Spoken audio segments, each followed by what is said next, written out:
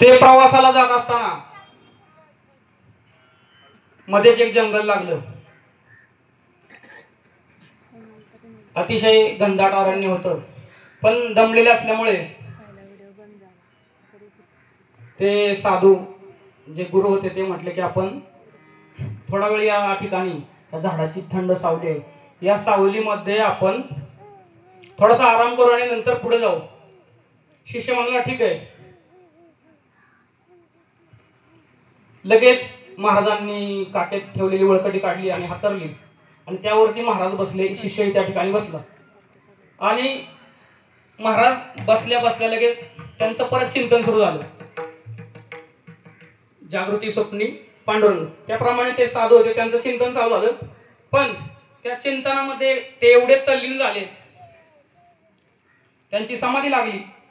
आणि हा शिष्य मनात विचार करू लागला, एवढं घनदाट अरण्य आहे, वाघ, सिंह, पशुवादिकांचं जंगल आहे. आता समजा ह्या जंगलात जर एखादा वाघ बिघ आला तर कसं काय? मग कसं आहे माहिती आहे का, मनी वसे त्याची स्वप्ने दिसे. स्वप्ने दिसे काय, प्रत्यक्ष दिसे. समोर वाघ येताना तेवढ्यात बघितला, तेवढ्याच शिष्यानं बघितला की समोरून वाघ येत आहे. वाघ आल्यानंतर तो महाराजांना हलवू लागला, जरा गदा, ओ महाराज उठा, महाराज उठा, वाघ आलाय, वाघ आपल्याला खाईल, महाराज उठा. महाराजांची ब्रह्मानंदी टाळी लागली होती. ब्रह्मानंदी लागले टाळी, मग देहाते कोण सांभाळी. खूप वाघ जवळ यायला लागला. मग तो शिष्य म्हणाला, महाराजांचं काय उठायचं दिसत नाही, आणि काय असं बी महाराजांचं वय झालेलं आहे, आता ते मरणारच आहे, मरू द्या त्यांना. मग तो शिष्य लगेच पटपट पटपट झाडावरती वरती चढला आणि वर जाऊन बसला आणि बघायला लागला कसे महाराज मरतायत. त्यानंतर वाघ जवळ आला, हळूहळू जवळ आला. वाघ महाराजांच्या कडेनं फिरू लागला.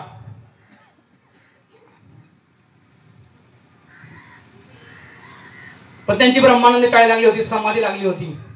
असं म्हणतात की वाघ वगैरे आपल्या जवळ जर आला तर आपण प्राणायाम लावून बसायचं, श्वास उच्छ्वास बंद करायचा पूर्ण.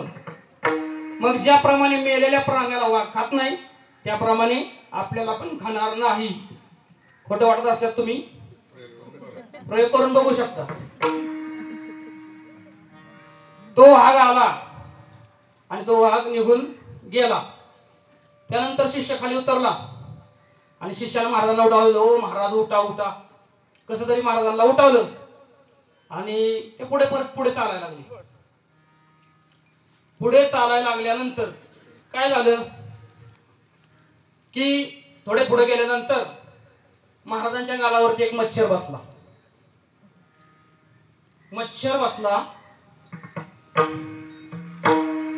तो मच्छर चावा घेऊ लागला.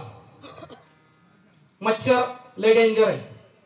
मच्छर आणि मत्सर ह्या दोन गोष्टी खूप डेंजर आहेत. आता मच्छर सांगतो, थोड्या वेळानं मत्सर सांगतो. त्यावेळेस काय केलं महाराजांनी, आपल्याच हाताने आपल्याच गालावरती जोरात थाप मारली. थाप मोबाईल मध्ये गेली. त्यामुळे काय झालं, गालावरती थाप मारल्यानंतर तो मच्छर चावला किंवा तो निघून गेला. त्यानंतर शिष्य म्हणाला, महाराज ही तर कमालच झाली. म्हणले का, काय झालं? अहो मागाशी एवढा वाघ तुम्हाला खायला आला होता, मी मोठ्याने बोंबालतोय, वाघ आला तुम्हाला वाघ खाईल. तुम्ही एक नाही दोन नाही गप्प पडून राहिले. आणि आता एक छोटासा मच्छर, तो मच्छर तुमच्या गालावर बसला, तुम्हाला ते सहन झालं नाही, त्यासाठी तुम्ही गालात थाप मारली टायमिंग वरती. तर महाराजांना छान उत्तर दिलं.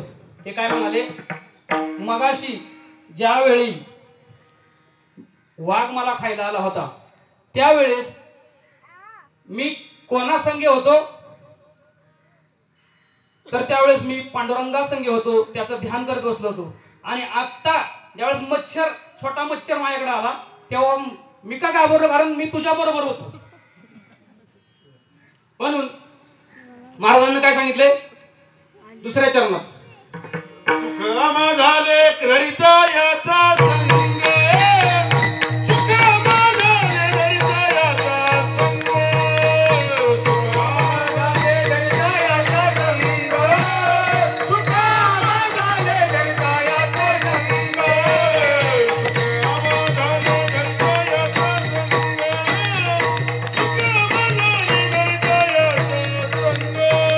सुखराम झाले हृदयाचा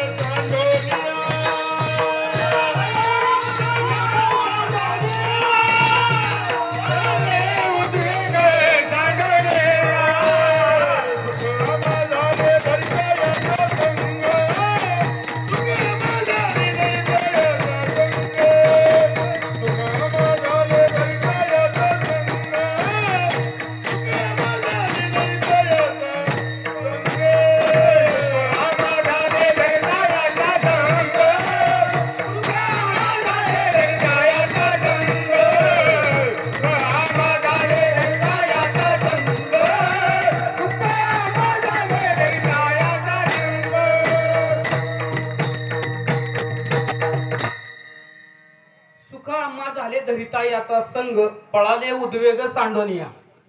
म्हणजे ज्यावेळेस पांडुरंगाचा संग धरला त्या साधून त्यावेळेस पळाले उद्वेग. उद्वेग म्हणजे काय, चिंता, काळजी.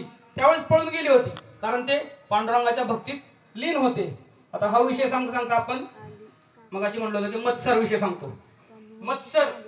मत्सर ही अशी गोष्ट आहे जी मच्छर माणसाला बाह्य अंगाने त्रास देतो, पण मत्सर हा आपल्याला अंतरंगाने त्रास देतो.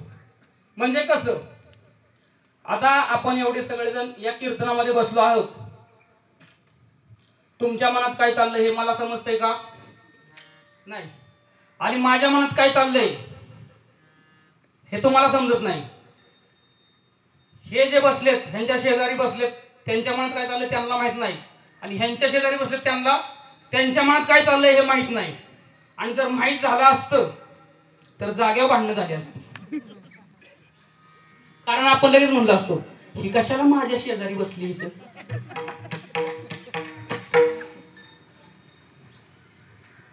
ह्याच्यावर एक दृष्टांत आहे जुना, की एक गृहिणी घरामध्ये स्वयंपाक करत होती. तेवढ्यात तिचे मालक आले आणि त्यांनी चहा टाकायला सांगितला. चहा टाकायला सांगितल्यानंतर त्यांनी गॅस पेटवून त्यावरती पातेले ठेवून त्यात पाणी ओतलं, चहा पावडर टाकली आणि साखरेचा डबा घ्यायला गेले, परंतु त्यातली साखर संपली होती. त्यावेळेस त्यांनी मुलाला बोलावले. 5-6 वर्षाचा मुलगा होता. त्याला बोलावलं आणि सांगितलं, बाळा जा त्या शेजारच्या काकूंच्याकडून साखर घेऊन ये. मुलगा गेला आणि शेजारच्या काकूंना म्हणाला, काकू मम्मीनं साखर मागितली. काकूंनी डबा काढला आणि साखर दिली. पण साखर देताना काकू म्हणाल्या, बाळा मम्मी आणखीन काय बोलली रे? बाळा म्हणलं काय नाही बोलली, एवढंच बोलली की त्या शेजारच्या जाडीनं नाही दिली तर पलीकडच्या काळीकडून घेऊन ये. म्हणजे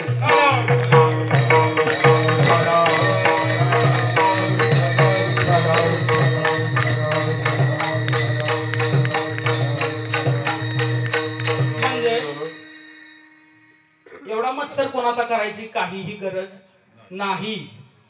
दुसऱ्याच्या सुखात आपलं सुख बघा तर आपलं सुख वाढेल.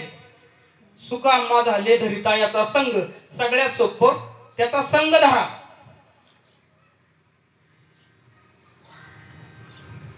याच आता सध्या जोग महाराज संस्थे म्हणजे मला काय म्हणायचंय की सुख पांडुरंगाचा संग धरला, भक्ती केली तर माणूस काय होतो, त्याची कीर्ती कशी मागं राहते किंवा काय होतं, त्यासाठी एक उदाहरण सांगतो जोग महाराजांचं. विष्णुबुवा जोग ज्यांनी वारकरी शिक्षण संस्था स्थापन केली ते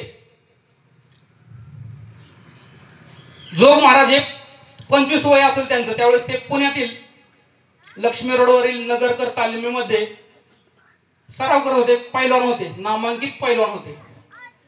त्यावेळेस पंढरपूरमध्ये एक महाराष्ट्रातला सर्वात मोठा आखाडा भरला होता. विष्णुबुवा जोग ज्यावेळेस संध्याकाळी आपला सराव करून बसायचे तिथं कट्ट्यावरती, त्यावेळेस महाराष्ट्रातील आणि भारतातील मोठे विद्वान लोकमान्य बाळ गंगाधर टिळक हे तिथे यायचे. कशासाठी? त्यांच्याबरोबर गप्पा मारायच्या आणि त्यांचा सल्ला घेण्यासाठी यायचे.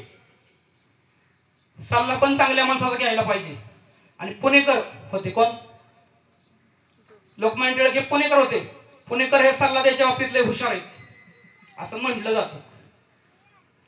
काय झालं, मला एक जणांना सल्ला विचारला, इलेक्शन चालू होतं. तो म्हटला, महाराज माझी मैत्रीण म्हणते की फिरायला जाऊ आणि मी म्हणतोय प्रचाराला जाऊ. काय होईल माहितीये का, फिरायला गेले तर 500 रुपये खर्च होईल आणि जर प्रचाराला गेले तर 500 रुपये मिळतील. मग महाराज म्हणलं मी काय करू? अहो तुमच्याकडे सल्ला मागायला आलोय, काय करणार, काय करू? मग महाराज म्हणले सगळ्यात सोपं, तू काय कर, तुझ्या मैत्रिणीला घे आणि प्रचाराला जा, म्हणजे 1000 रुपये मिळतील. म्हणजे पुणेकरांचा सल्ला. सल्ला कोणाचा घ्यावा हे पण महत्वाचं आहे. जोग महाराजांचा सल्ला घ्यायला राष्ट्रीय नेते लोकमान्य बाळ गंगाधर टिळक ज्यांनी म्हटलं की स्वराज्य हा माझा जन्मसिद्ध अधिकार आहे आणि तो मी मिळवणारच. तर असे जोग महाराज पैलवान होते, नामांकित पैलवान होते. त्यावेळेस महाराष्ट्रातला सर्वात मोठा आखाडा पंढरपूर या ठिकाणी भरला होता आणि त्यावेळेस देश विदेशातून नामांकित मल्ल त्या ठिकाणी आले होते. नामांकित मल्ल आलेला असताना त्यावेळेस पंजाबचा मानसिंग नावाचा एक 6.5 फुटाचा अतिशय जबरदस्त मल्ल त्या ठिकाणी आलेला होता. सर्व कुस्त्या झाल्या. लहान कुस्ती, पहिली नारळाची कुस्ती आपल्या यात्रेत कशी होतात, नंतर 100 रुपये, 200 रुपये, 500, 1000, 1200, 50,000 सगळ्या कुस्त्या झाल्या आणि सगळ्यात शेवटी त्या मानसिंगला पंच मैदानामध्ये घेऊन फिरू लागले. त्या पंच ज्यावेळेस मैदानामध्ये घेऊन फिरू लागले त्यावेळेस महाराष्ट्रातील सर्व नामांकित मल्ल त्या ठिकाणी बसलेले होते. या पंजाबच्या मानसिंगला कोण पाडणार, याच्याबरोबर कुस्ती करायला कोण पैलवान आहे असे सांगून सर्व पंच विचारू लागले. त्यावेळेस आपल्या महाराष्ट्रातील सर्व जे पैलवान होते, जे प्रॅक्टिस करत होते, ते सगळ्यांनी माना खाली घातल्या.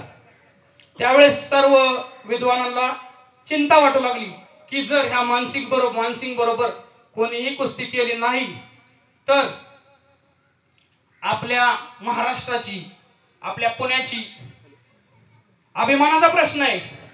त्यावेळेस 10-12 लोक एकत्र आले, जाणते लोक, आणि त्यांनी विचार केला आणि त्यांनी एक चिठ्ठी लिहिली आणि त्या चिठ्ठीमध्ये नाव लिहून ती पंचांकडे दिली. त्यावेळेस पंचांनी ती चिठ्ठी वाचली. आता शेवटची कुस्ती पंजाबचे मानसिंग विरुद्ध महाराष्ट्राचे विष्णुबुवा जोग, बुवा नव्हते त्यावेळेस, यांची होईल. त्यावेळेस जोग महाराजांना कळलं की आपली कुस्ती लागली. आता कसं असतं, आधीच ठरलेलं असतं, कोणी जाऊ द्या. तर जोग महाराज बोलले आता पर्याय नाही, महाराष्ट्राची इज्जत आपल्या हातात, आपल्याला गेलं पाहिजे. मग जोग महाराज गेले आणि ज्यावेळेस दोन्ही पैलवानांची कुस्ती सुरू झाली, दोन्ही पैलवानांनी हाताला हात लावले. त्यावेळेस काय होतं, दोन्ही पैलवानांना त्यांच्या शक्तीचा अंदाज येतो. शक्तीचा अंदाज घेतला, त्यानंतर डोक्याला डोकं लावलं डोक्याला डोकं लावलं त्यावेळेस काय होतं विचार येतात डोक्यात. सर्वजण म्हणतात पैलवानांचा मेंदू, तसं काय नसतं. सगळ्यात जास्त मेंदूची गरज पैलवानाला आहे.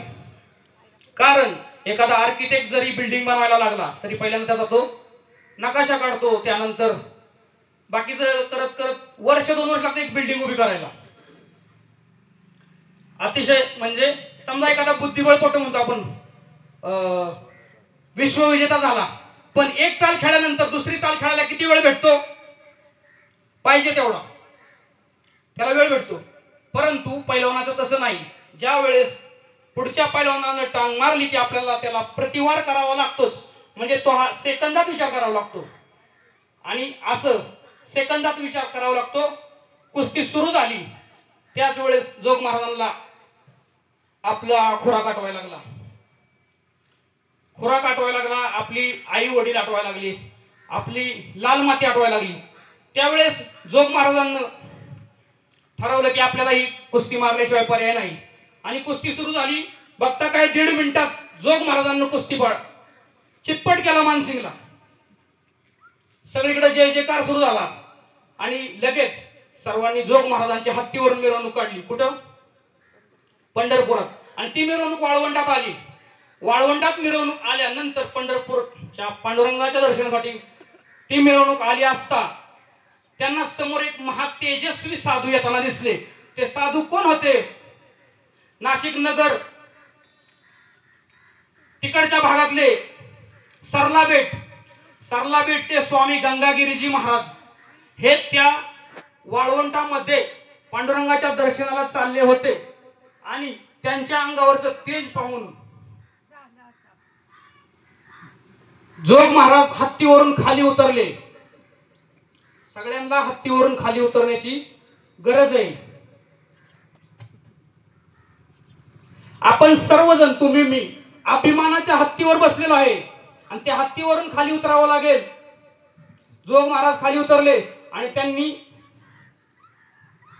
गंगागिरी महाराजांचा चरण स्पर्श केला आणि महाराजांच्या चेहऱ्यावरचं तेज बघून म्हणाले, महाराज तुमच्या अंगावरती एवढं तेज कसं काय, कशाचं? तर त्यावेळेस ते म्हणाले, गोविंद गोविंद मना लागला असे छंद, मग गोविंद ते काया. त्यांच्या ध्यानीमनी स्वप्नी कोण होता? पांडुरंगच होता. आणि त्याचं ते तेज त्यांच्या चेहऱ्यावर दिसत होतं. त्यावेळेस जोग महाराज म्हणाले महाराज मला आशीर्वाद द्या. त्यावेळेस महाराजांनी त्यांना आशीर्वाद दिला. बाळ जा, तू खूप कुस्त्या करशील, खूप पैलवानांना चितपट करशील, पण एक दिवस तुझा पराभव होईल.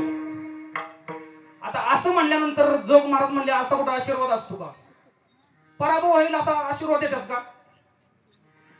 त्यांना ते म्हणले, महाराज असा आशीर्वाद का देता? कोण माझा पराभव करणार आहे?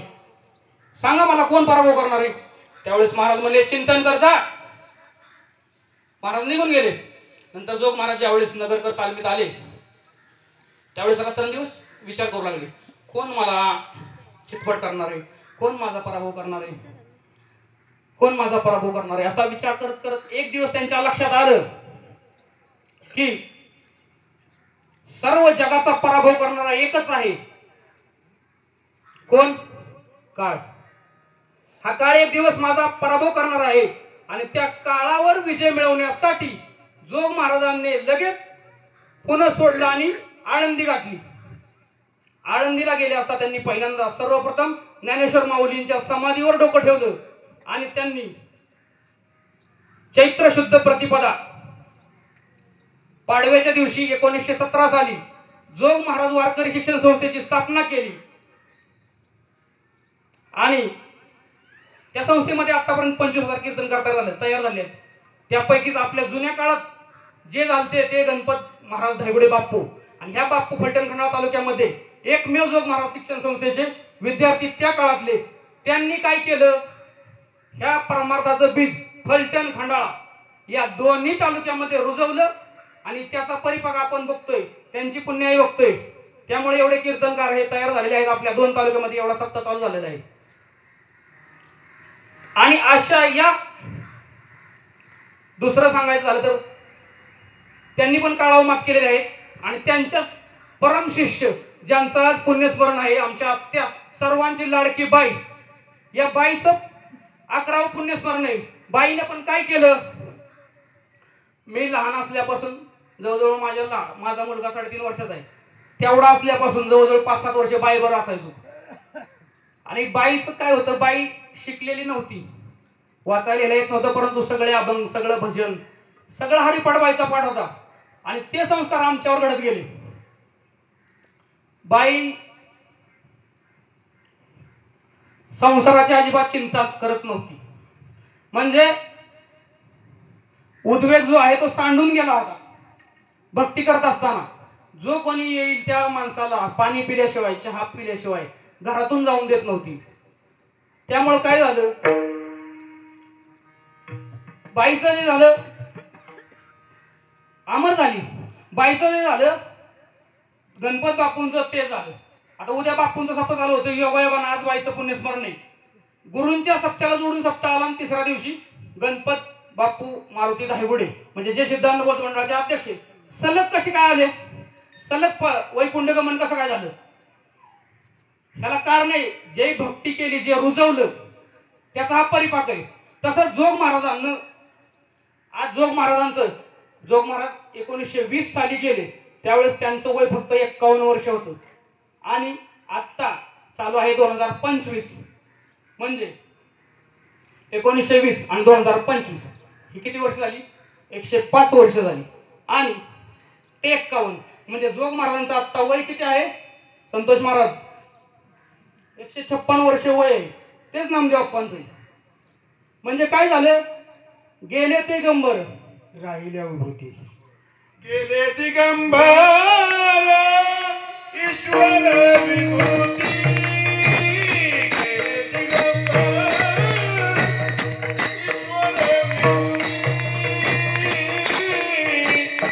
राहिल्या कीर्ती जगमाजिया, राहिल्या कीर्ती